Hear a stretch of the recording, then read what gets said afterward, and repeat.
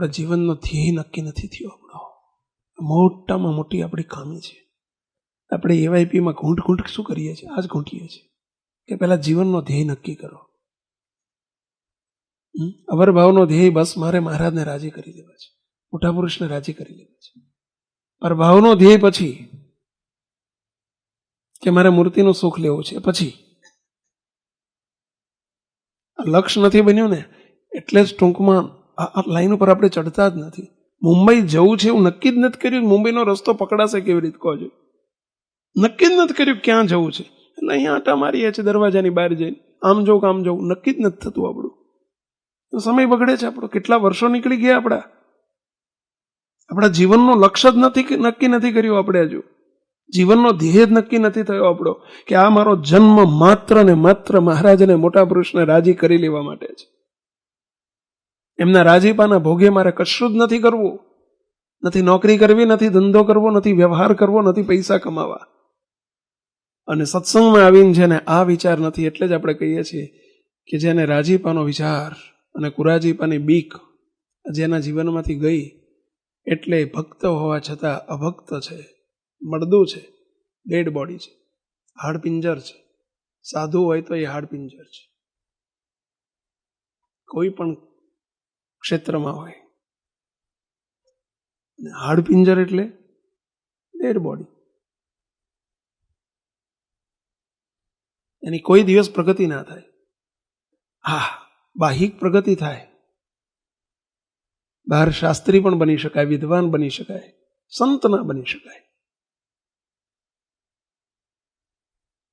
બહાર તમે બધા મોટું બોર્ડ રાખી શકો, જ્ઞાનીનું, ધ્યાનીનું, દાનીનું, પરંતુ અનાદિની સ્થિતિના માર્ગે આગળ ન વધાય, એટલે સાચા હરિભક્ત ના બનાય.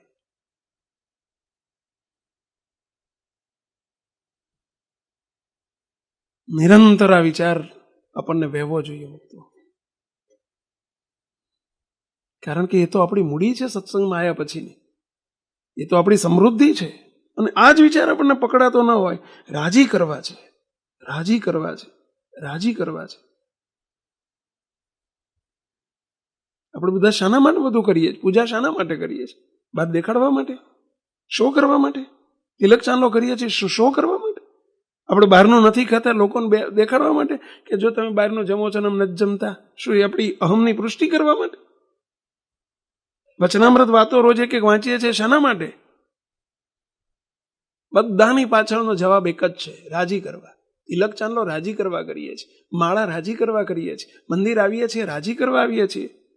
આ જ્ઞાન વાર્તા થાય છે રાજી કરવા, શો દેખાડવા માટે નહીં, બીજાના માટે નહીં, રાજી કરવા છે અમારા મહારાજને. તમે અહીં બેઠા છો કે અમારી ઉપર ઉપકાર નથી કરતા, તમે આવ્યા છે મહારાજને રાજી કરવા આવ્યા છો. તમે બધા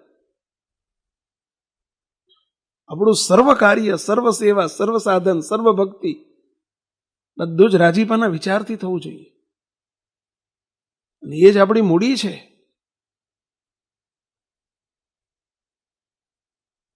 રાજીપો એ સત્સંગનો પ્રાણ છે.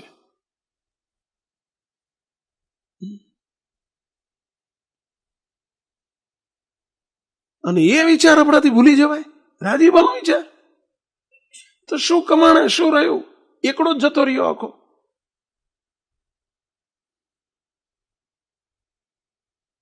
આ એવો વિચાર પકડી રાખો, જેમ પેલું ખીલે બંધાયેલું ઢોર હોય ને, જેમ છૂટી ના શકે એમાં ખીલો કરી નાખો. આપણો છૂટાય જ નહીં. આ વિચાર છૂટવો જ ના જોઈએ આપણા જીવનમાંથી. જે મિનિટે ગયો તે મિનિટે રાંડ્યા. સમજી લેજો, ખોટું થશે જ, આજ્ઞા લોપાશે જ. કોઈ બે મત નથી એમાં. કોઈ નથી જોતું ટેમ્પરરી નહીં લોપાય, પણ જેવું એકાંત આવશે ને કોઈ નથી જોતું એ ખ્યાલ આવશે એટલે તરત જ તે આજ્ઞા લોપાઈ જશે. રાજીપાનો વિચાર નથી. જેનું મૂલ્ય સમજાણું હોય ને એને રાજીપાનો વિચાર આવે. તમને ખબર હોય કે આ મારા બોસના બોસનો બોસનો બોસ છે, મારો પાંચમી આગળ પાંચ વચ્ચે લેયર આવી જાય છે ને મારો છેલ્લો બોસ છે, અને એ એમ કે એ રાતે 2 વાગે આવજો ને. બોલો તમે 2 વાગે નહીં 1:30 વાગે પહોંચી જાઓ કે ના પહોંચી જાઓ? કેમ? એનું મહિમા સમજાણો છે એટલે જ જવાનું મન થાય છે. કોનું વચન છે, કોની આજ્ઞા છે, કોની મરજી છે, કોની રુચિ છે. મહિમા સમજાય તો જ એના વચનનું જતન થાય, એના ગમતાનું જતન થાય, એના રાજીપાનું જતન થાય મુક્તો, અને તો રાજીપાનો વિચાર આવે. કોણ બોલે છે આ? કોના મુખમાંથી શબ્દ નીકળ્યો? એ મહિમા સમજાય. કોણ છે આ? દર્શન કરીએ અને કોણ છે, કોનો રાજીપો, અને એનો રાજીપો મને ક્યાં લઈ જશે, અને કુરાજીપો ક્યાં લઈ જશે. જો રાજીપો થશે તો મને કેવી સ્થિતિ પમાડી દેશે. આપણા શબ્દોમાં છેલ્લું આપણું ટાર્ગેટ એ છે, મને મૂર્તિના સુખે સુખીઓ કરી દેશે. અને જો રાજી નહીં થાય તો મને આવી પ્રાપ્તિ મળી છતાં હું અધોગતિને પામી જઈશ. બાપજી આપણને મહાત્મય એટલું બધું મહાત્મય સમજાવે છે, એની પાછળનો હેતુ શું છે? આ જ હેતુ કે મહાત્મયના વિચાર અને રાજીપાનો વિચાર બે જુદા છે. મહાત્મયનો વિચાર જો ખરેખર મહિમા સમજાય તો રાજીપાનો વિચાર આવે જ. એ બે અલગ પાડી શકાય જ નહીં, એક સિક્કાની બે બાજુ છે. અને જો રાજીપાનો વિચાર નથી આવતો તો સમજી લેવાનું કે આપણને હજુ મહાત્મયનો વિચાર જ નથી, મહિમા જ નથી. મહાત્મયની ખામી છે, વાચ્યાર્થ છે, મહિમા કેલમાં છે. ભલે વર્તાતું નથી, એ દેહભાવનો યોગ છે કે હજુ યથાર્થ વર્તાતું નથી. એ દેહભાવનો યોગ છે એટલે નથી વર્તાતું. ડોન્ટ વરી, એની ચિંતા ના કરશો. રાજીપાનો વિચાર, કુરાજીપાનો વિચાર રહે છે, બસ તો વર્તાશે. આજે નહીં તો કાલે જરૂર વર્તાશે.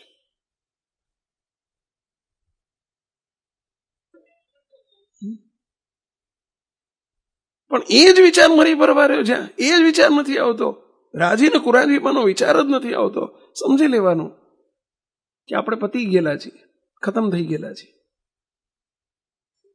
અને મહાત્મા યથાર્થ સમજાણું જ નથી.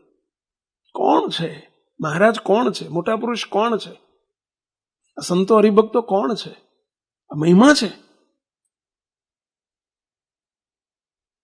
લોકો દોડે છે, કેમ દોડે છે? દરેક રાજીપાના વિચારથી જ આ દુનિયા આખી દોડે છે. પત્ની દોડે છે પોતાના પતિની સેવા પાછળ. એ શાના માટે? રાજીપા માટે. એ રાજી થશે તો એની પાછળ તરત વિચાર છે કે રાજી થશે તો મારે જોઈતી વસ્તુ મળી જશે, એ રાજી થશે તો આમ થશે, એ રાજી થશે તો આમ થશે. નોકર દોડે છે, સર્વન્ટ દોડે છે, કોઈ પણ એમ્પ્લોય દોડે છે. શાના માટે? પોતાના બોસને રાજી કરવાના વિચારથી દોડે છે કે એ રાજી થશે તો મને વધારાના ઇન્સેન્ટિવ મળશે, આ મળશે, તે મળશે. એના પ્રયત્નોમાં કેમ રહે છે? રાજીપાના વિચારથી. એમ અધ્યાત્મ માર્ગમાં પણ રાજીપાનો વિચાર, એનાથી જ દોડાય. તો વિષયની જોડે આપણે વિષય થઈ જઈએ છીએ, સગાની જોડે સગા જેવા થઈ જઈએ છીએ. એટલે એમને જોજો, અહીંથી ઉઠ્યા પછી ધંધાવાળા બે મળી જાય ને, એ આ ધંધો કરતો આ નફો હારો છો, આ ધંધો કરતો આ કમાણી હારી, હે ચાલો હે પતી ગયું. પછી એ બાજુ ડાયવર્ટ થઈ જઈએ છીએ.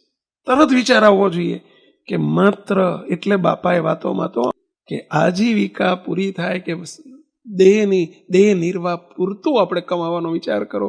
વિષય ભોગ જે ન છૂટકે ભોગવવા પડે એટલા ભોગવો. એ વિચાર પણ બધો ક્યારે રહેશે? પૂર્તિઓ પાછી ક્યારે રહેશે? આપણા જીવનનું લક્ષ્ય નક્કી હશે તો તરત પડે વિચાર આવવો જોઈએ, શું આના માટે હું જન્મ્યો છું? આના માટે હું જન્મ્યો છું? આના માટે મહારાજે મને કારણ સત્સંગનો યોગ આપ્યો છે? શું આના માટે મને સત્પુરુષની ભેટ મળી છે? શું આના માટે મને આ દિવ્ય યોગા મહારાજની મૂર્તિ મળી છે? મને એના માટે અનાદિ મુક્તની પ્રાપ્તિ કરાઈ છે? વિષય ભોગ માટે?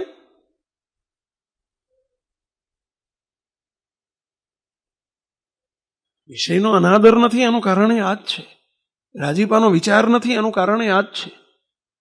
આપણને સ્થિર એક વિચારમાં આપણે સ્થિર નથી રહી શકતા એનું કારણ આ છે કે આપણો ગોલ આપણે ફિક્સ નથી કર્યો, જીવનનો ધ્યેય નક્કી નથી કર્યો, એટલે ડબી જવાય છે વારંવાર. તો પહેલું જ આ નક્કી કરો. બધું જ બધા વચનામૃતોનો આધાર એની ઉપર છે, પીએલનો વિચાર એની ઉપર છે, બધું જ એની ઉપર છે. આખો જ અધ્યાત્મ માર્ગ પહેલા આપણું ફર્સ્ટ ઓફ ઓલ રાજીપાનો વિચાર એની ઉપર અભિભૂત છે. બસ પહેલા આપણું ડેસ્ટિનેશન ક્લિયર હોવું જોઈએ, થઈ જવું જોઈએ વહેલામાં વહેલી તકે. હજુ મોડું ના કરો, કંઈ બગડ્યું નથી. હજુ એ નક્કી કરી નાખો કે મારે બસ રાજી કરવા માટે જ મારો જન્મ છે.